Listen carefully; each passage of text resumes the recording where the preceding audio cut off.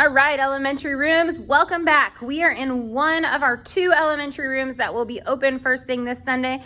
This room is the very last room in the hallway that will be open for 2nd through 4th graders to all check into. We've got some tables set up. Never mind Tom's mess there. He'll have that cleaned up by Sunday. So we're gonna max this room out at 20 kids. We do have carts that are set up with coloring supplies. We'll use 2 carts for first service and 2 carts for second service. When kiddos roll in, we've got a couple of little icebreaker activities. We have a Halloween I Spy page that they can do and also a Halloween coloring page.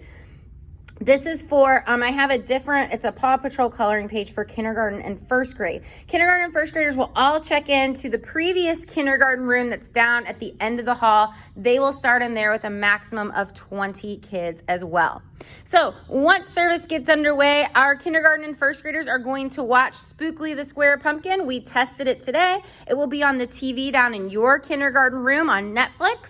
That video will last about a half hour, and while they are watching Spookly the Square Pumpkin, big kids are going to be going to some stations and playing games. The first game they can play at their table is a Halloween bingo. Each kid will get their very own bingo sheet, and they will be using Smarties as bingo place markers. So after they use their bingo sheet, you can play a few games if you want, but then throw kids' bingo sheets away. We have plenty for second service that they can use different sheets. Here in these baggies, these are the call cards. So I just printed several in case we need to split up rooms, but those are all the call cards for bingo. So that can be the first game that you play just while kids are seated at their tables. The next game that both kiddos will play, so the kindergarten and 1st graders are watching their movie first. 2nd through 4th graders are playing games first. You have about 10 minutes per game. So 10 minutes for a bingo game. Then both of these middle rooms here are set up that we are going to, you can take all the kids next door and they are gonna play musical pumpkins. So you'll take these pumpkins and you'll spread them out around each circle. So we have 2 sets, so you'll have 2 sets of musical pumpkins.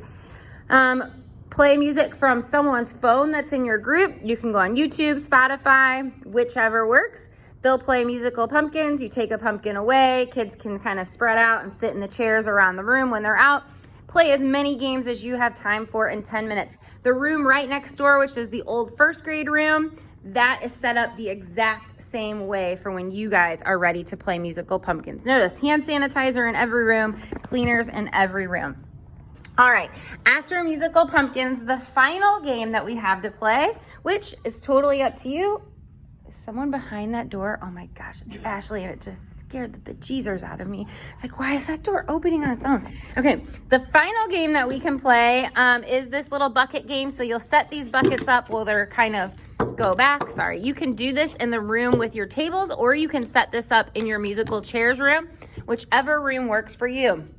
What kids are gonna do is they can each pick 3 mints and they get 3 chances to throw the mints into the buckets to make the bucket. Wow, I should not throw left-handed. It is because I was doing my left hand, guys. And then what you can kind of tell the kids, you can play it however you want. Big kids, we thought it might be fun where you say, okay, if you get it in the first bucket, you get Starburst. If you get it in the second bucket, you get red Skittles. If you get it in the third bucket, you get purple Skittles. And if you get it in the 4th bucket, you get one of each, Starburst and Skittles. And that kind of makes it a little bit more challenging. We have 2 sets of these buckets, so you can have 2 games going at once. Kids get to keep whatever candy they make.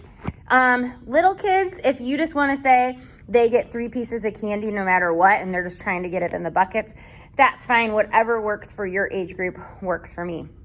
So big kids will have about 30 minutes to play those 3 games, and then you're going to come back to your room with tables, and you will watch Spookly the Square Pumpkin on your TV.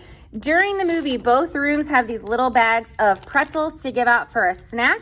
They are not gluten-free, but they are made in a facility with no tree nuts or peanuts. We do have fruit snacks on standby for any kids that need a gluten-free option.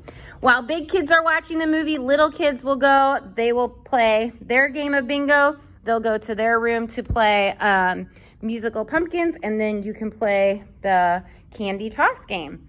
So that is what we've got ready for Sunday morning. Obviously, you can let your kids kind of chat and talk. They're all going to be in a new classroom, so it's going to be a little bit different. It might take some time to reacclimate to things.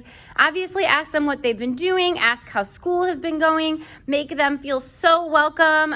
We might have a lot of first-time guests, people that are tuning in online and decided to come now that we've reopened. So just make sure that you are just super welcoming to all of them and that they know they are excited to be here. Thank you guys so much for serving. Super excited to see you this Sunday. Let me know if you have any questions. Bye-bye.